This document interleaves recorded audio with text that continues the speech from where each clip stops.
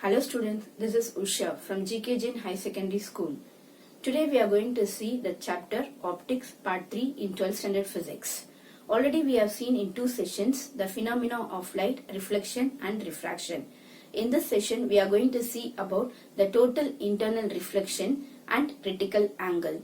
Then we are going to learn about the mirage and looming. 12th Standard Physics Optics Part 3. Today we are going to see about critical angle and total internal reflection.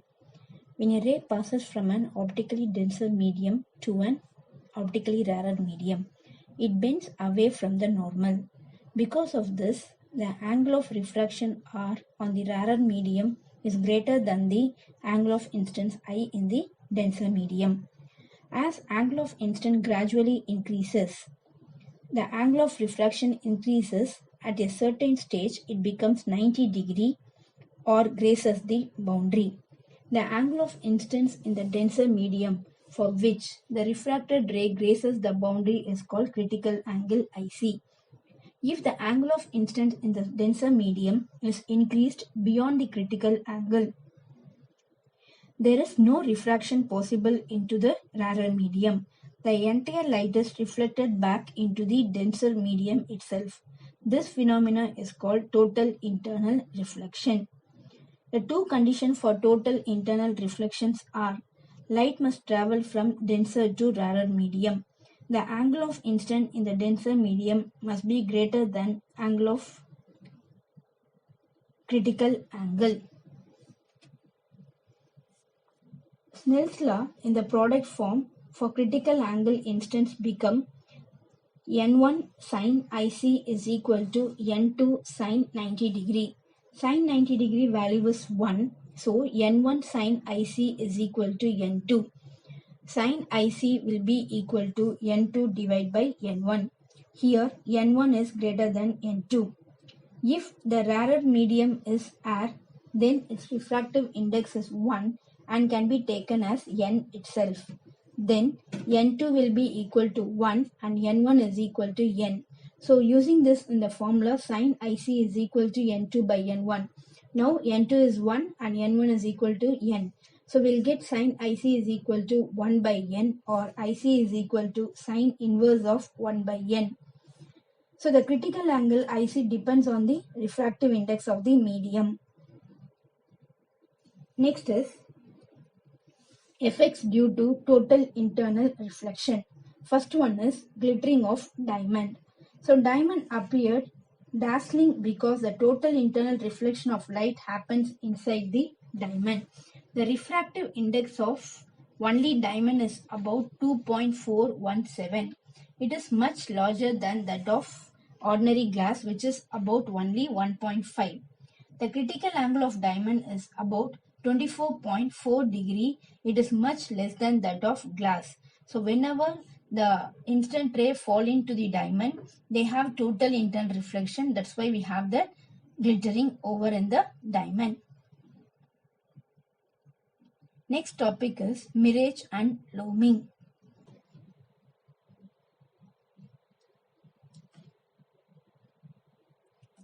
We will learn about the effect due to total internal reflection, mirage and looming.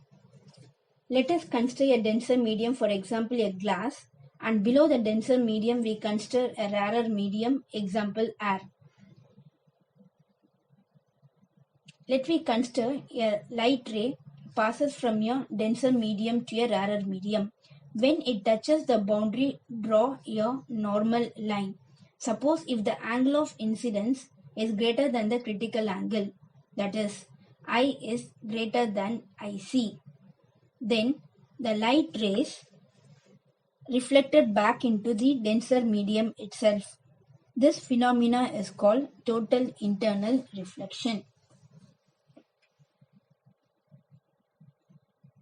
When we draw the ray diagram, we have to show the arrow mark. Now the same concept we can explain using another diagram. First case, it is downward direction, but here the light moves in upward direction. Light passes from denser medium to rarer medium. So the light from the denser medium fall on the boundary of the denser medium. If the angle of incident is greater than the critical angle, then total internal reflection takes place. The concept is same, only the direction is reversed. So first case it moved from denser to rarer medium, second case also denser to rarer medium. So now we will see, using this concept, we are going to see the mirage and looming.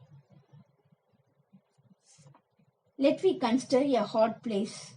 Air near the ground is not the same as we go higher. Air near the ground is hotter than air at a height. As we draw different layers and examine, they have different temperature. So, towards the ground, the temperature is going to be more, and we can say that the temperature is high. So, as we go to a higher place, higher one, the temperature decreases. So, the other point have low temperature or less temperature. If they have more temperature, they have less density.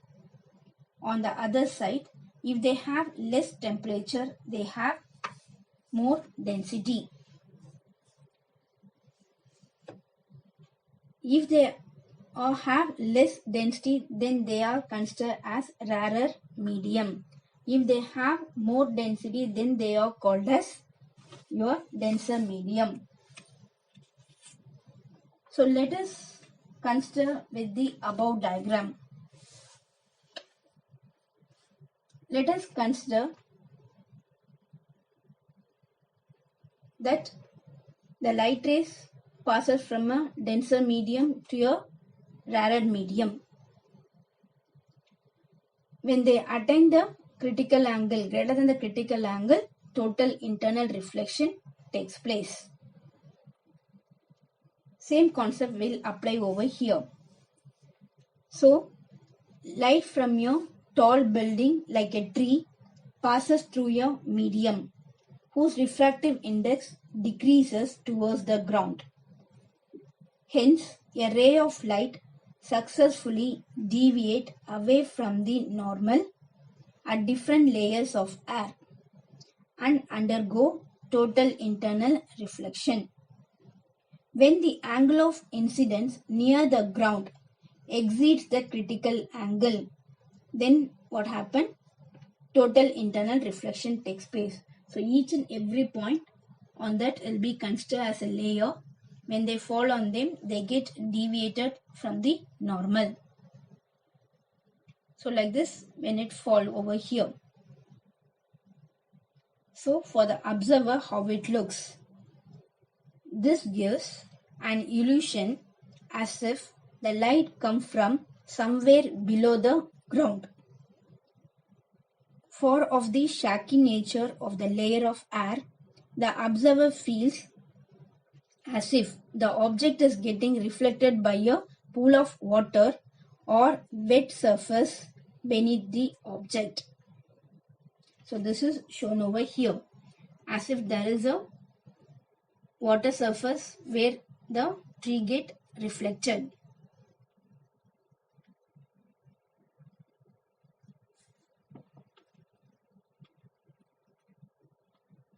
So for observer, as if we have here, this is shown here. So same concept is being explained over here. The light ray moving from denser medium to a rarer medium. If the angle of incident is greater than the critical angle, then total internal reflection takes place. So this is for the hot region. So the light ray, normally it fall on them, but as if it looks like from here to here, this is called as your mirage.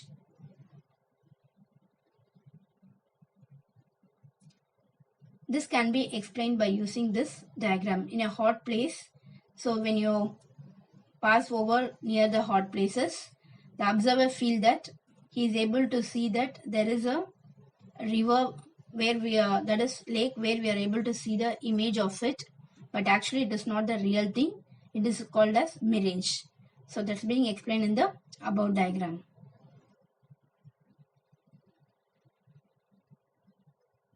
It's only an illusion. It is called as mirage.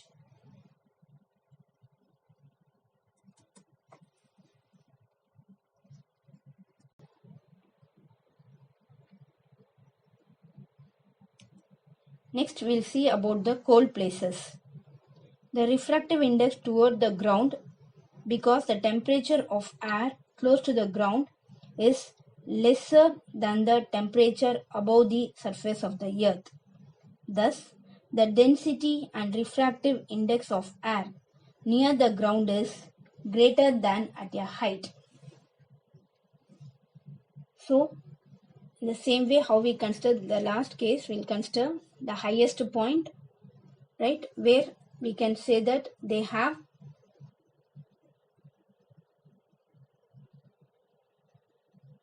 more density at the ground, and as they go higher they have a less denser.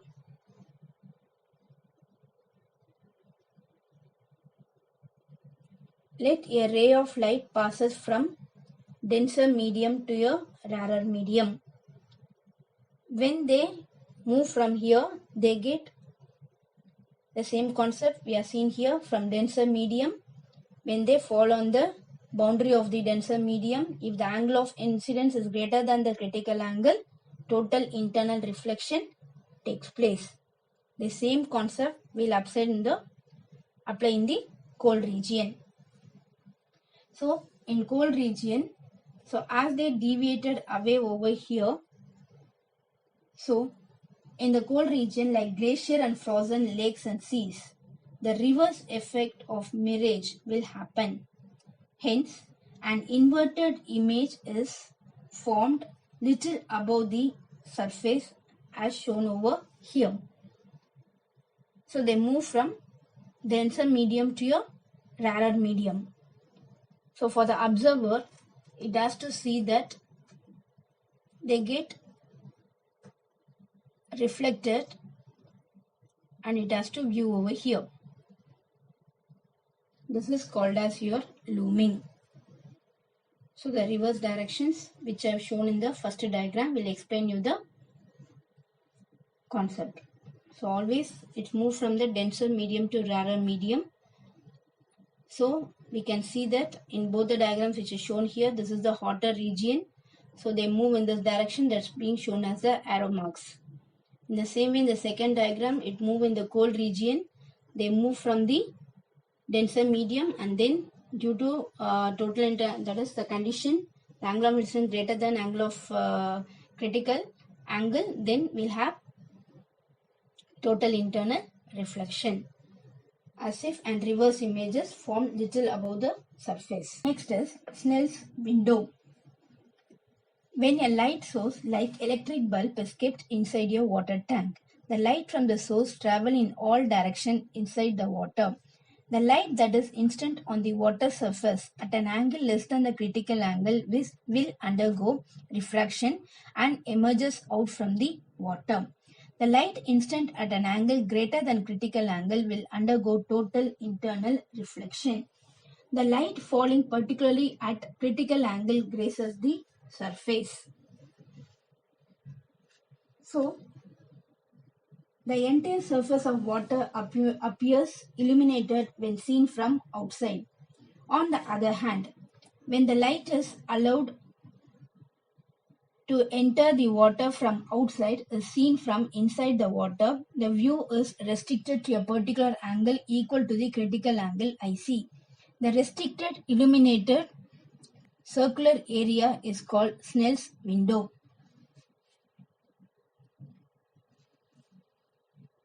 Now let us consider the angle of view for water animal is restricted to twice the critical angle 2IC. The critical angle for water is 48.6 degree. Thus the angle of view will be double times, so 97.2 degree. The radius r of the circular area depends on the depth d from which it is seen and also the refractive index of the medium. The radius of Snell's window can be deduced with the elimination as shown in the diagram. Light is seen from a point A at a depth d. The Snell's law is product form. Equation for the refracting happening at the point B on the boundary between the two media is N1 sin IC is equal to N2 sin 90 degree.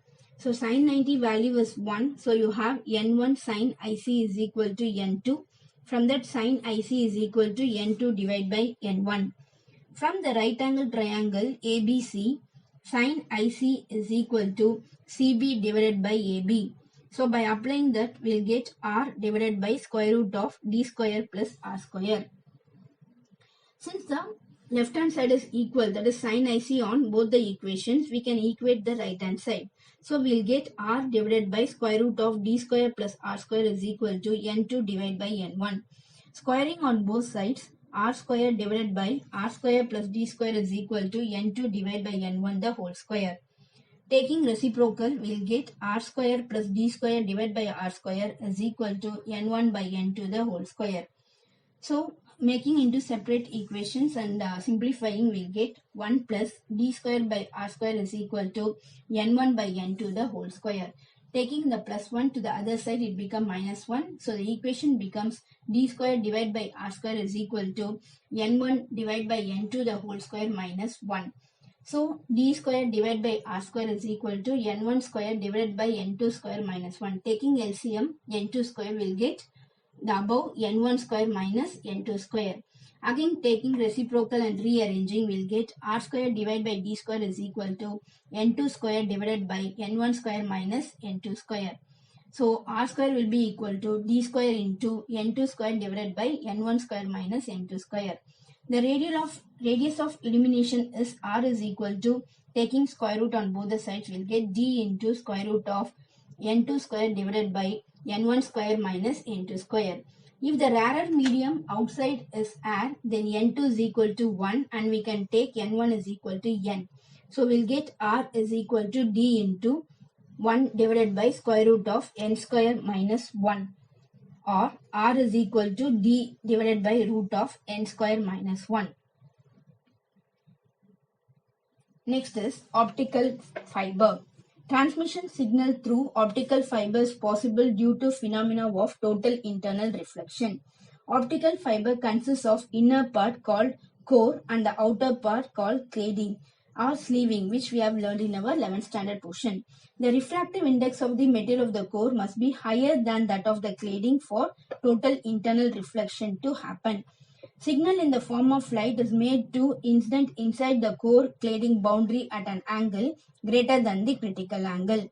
Hence, it undergoes repeated total internal reflection along the length of the fiber without undergoing any refraction. So, the light travels inside the core with no loss in the intensity of the light. So, even while bending the optical fiber, it is done in such a way that the condition for total internal reflection is measured as every reflection is ensured at every reflection. Acceptance angle in optical fiber. To ensure the critical angle instance in the core cladding boundary inside the optical fiber, the light should be instant at a certain angle at the end of the optical fiber while entering into it. This angle is called acceptance angle. It depends on the refractive index of the core N1, cladding N2 and the outer medium N3. Assume the light is instant at an angle called acceptance angle IA at the outer medium and core boundary at A. The Snell's law is in the product form, which we have already seen. The same equation will consider. Now at the point A, we'll write it as N3 sin IA is equal to N1 sin RA. To have the total internal reflection inside optical fiber, the angle of incident the core cladding interference at B should be at least critical angle IC. So Snell's law in the product form, equation for the refraction at point B is N1 sin IC is equal to N2 sin 90 degree. As we have already seen, sin 90 value is 1. So N1 sin IC is equal to N2. So sin IC is equal to N2 divided by N1. For the right angle triangle ABC, IC is equal to 90 degree minus RA. So we have the equation becomes sin 90 degree minus RA is equal to N2 divided by N1. Using trigonometry, sin 90 minus RA, we can write it as cos RA. So cos RA is equal to N2 divided by N1. So sin RA is equal to square root of 1 minus cos square RA. Substituting the value of cos in this, we will get sin RA is equal to square root of 1 minus N2 by N1 the whole square. Then we'll get square root of n1 square minus n2 square divided by n1 square. Substituting this in the given equation, we'll get n3 sin IA is equal to n into square root of n1 square minus n2 square. So now we'll take root for only the numerator. So root of n1 square minus n2 square. Denominator, the square root and the square will get cancelled.